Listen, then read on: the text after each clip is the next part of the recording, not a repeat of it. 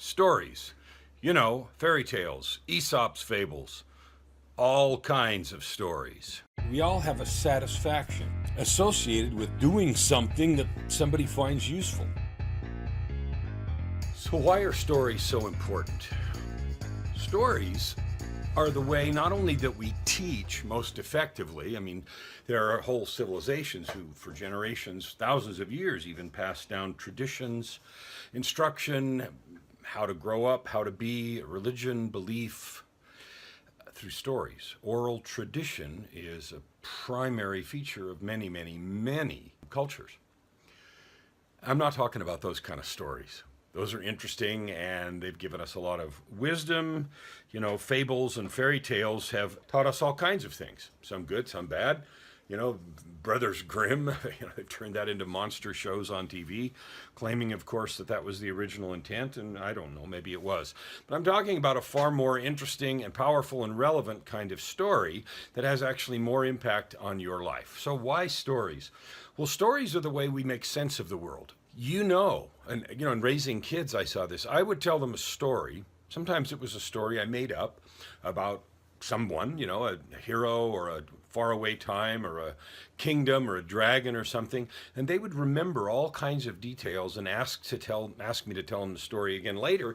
And I had to, think about who the characters were, and so I would ask them, and they would remember details and remember the names and all of those kinds of things. And they remember that with much more facility and ease than anything that is out of the context of story. So let's talk about the stories in our minds. You behave because of your stories. You behave a certain way, you believe certain things, you do certain things, and you are unable to do certain things because of stories. Now, this is an easy concept to explain, a difficult thing to find where it really impacts us in all of our lives, and more difficult to change, but it's very changeable. Here, let me give you some examples. If you carry a story that you can't make a certain amount of money, then you never will. And even if you somehow did win a lottery or something, you'll get rid of it all, because the story that you carry and believe all the way down to your cells is that you shouldn't have this money, that it's not for you. If you believe, or if you have the story and believe the story that you can't have a successful relationship, or that marriages can't be successful,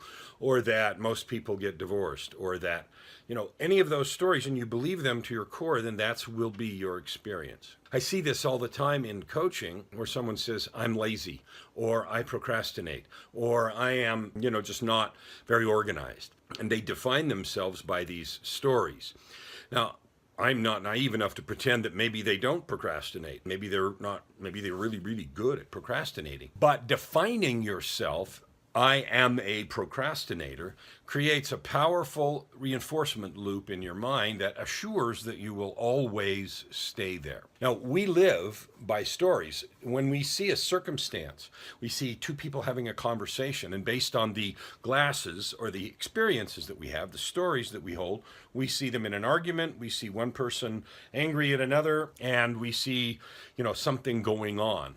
Someone else with a completely different set of stories, perhaps a different cultural reference, or a different, aspect in terms of what they're perceiving, might see simply two colleagues having a conversation. And neither one would be wrong, and I'm not even arguing for better listening or any of that stuff. The purpose of this episode is to get you to examine the stories that you hold.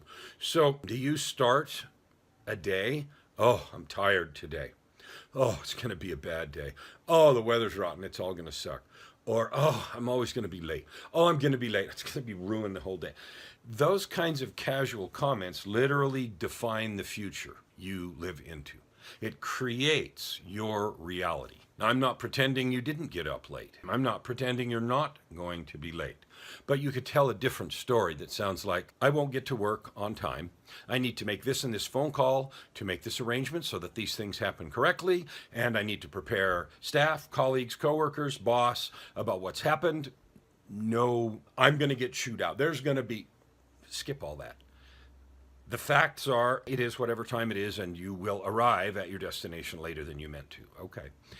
The key isn't, oh, I'm late. all this bad stuff's going to happen to me. It is, since I am late, and that is a fact, what do I wish to create here? We've talked about that before. So tell a different story. I want to create a mitigation that everything is handled that possibly could be handled, given the fact that I will arrive 20 minutes, a half an hour, 2 hours later than I intended. Because of who cares? That story is completely different. The story is, I will mitigate this, I'll make these phone calls, this arrangement, this will take care of it, and then others will be less impacted and it'll be handled. And if it's something you control, wow, my alarm clock broke, I went to bed too late, whatever it is, I'm going to do this different to change that outcome. Good, we're done. And then the emotional impact of the story or the circumstance dissipates. When we carry stories for a long time, we literally create our reality. So the challenge for us all, and for you specifically today in Light Rope Daily Transformation, is what stories are you carrying? Stories that usually start with, I can't, or they won't, or I've never, or the feeling of impossibility, or, like outside the bounds of, that could never, all of those things. And they may be subtle.